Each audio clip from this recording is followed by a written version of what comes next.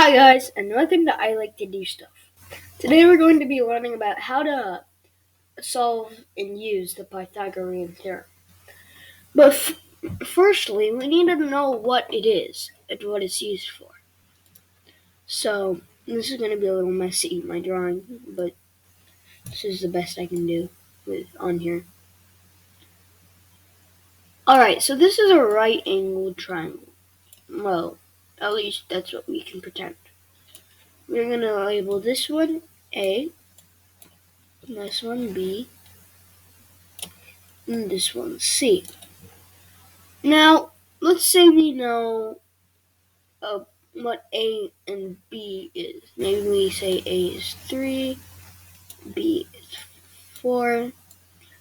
What we need to know is the Pythagorean Theorem would be helpful for finding C using A and B. So basically, these two, the two that we know, those are called the legs. And then this one is the hypotenuse. One second.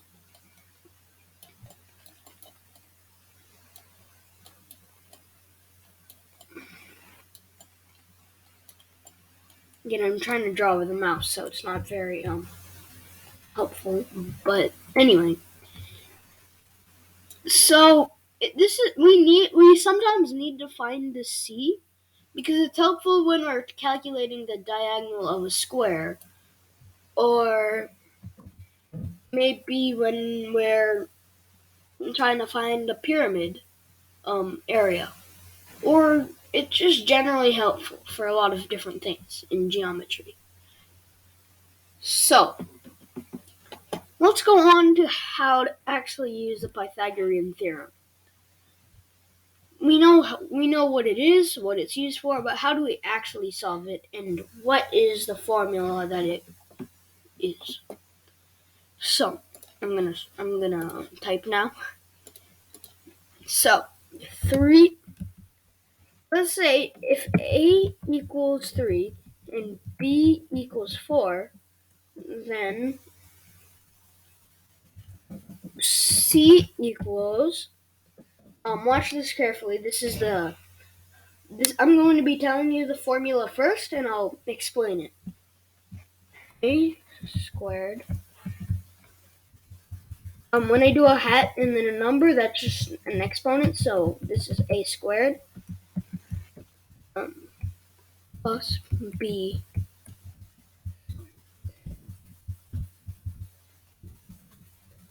All right.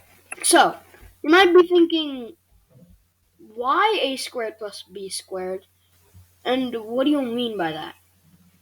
So let me explain. If we need and then one more thing. Sorry, yeah.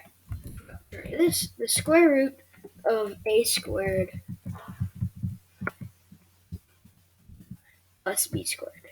Right. Sorry. So, why are we doing this formula?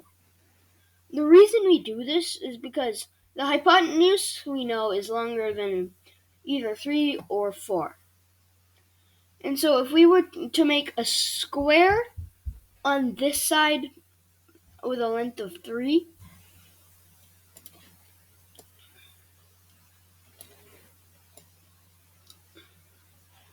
let's just say this is a 3 by 3 square. A square on this side with a length of 4,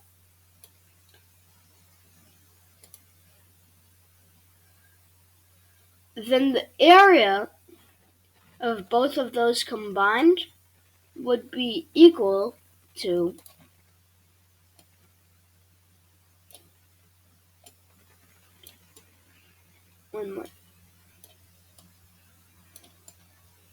the square of the hypotenuse. So, if these two squares added together makes a square of the hypotenuse, then to find the lengths, we would just need to square root them. Make sense? I know it's a little complicated at first, but it'll start to make sense. Anyway, Now let's go on to actually solving this one. So, to find the area of this square, it would be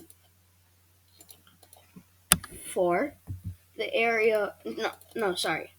The area of, no, I'm just thinking about something else. The area of this square is 9.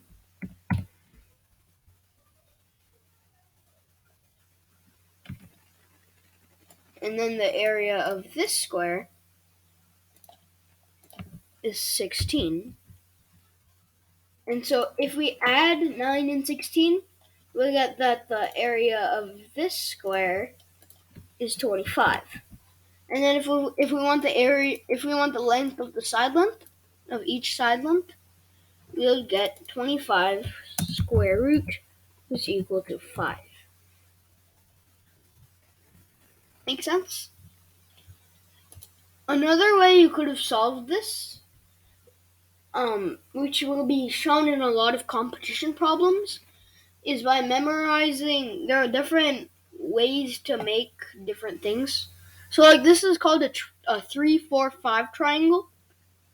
There are these things called Pythagorean triples that are used to calculate the side.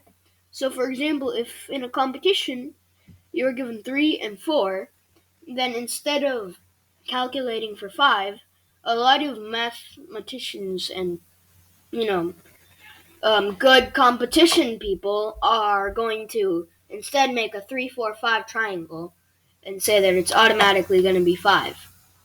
So that's another way of solving it, but then it's just a memorization game. We have to find different ones and memorize them. But what if you were given the hypotenuse and another? So let's say you were given that C is equal to 5, but then what you didn't have was, you didn't know that B was equal to 4, and you knew that A was equal to 3. This is helpful for finding B, because you can kind of do this backwards. What you can say is 25 because of this square is equal to 9 plus whatever the area of the square is. So then you would say that the area of the square is 16, and then you'd find that the area, the length of one side is 4. So you can do this forwards or backwards to find either a leg by just like doing it backwards and substituting lengths in, or you can do it to find the hypotenuse. So it's helpful either way if you know either of them.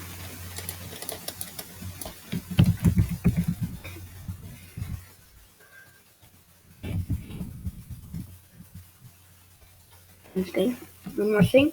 I'm just going to type in the answer.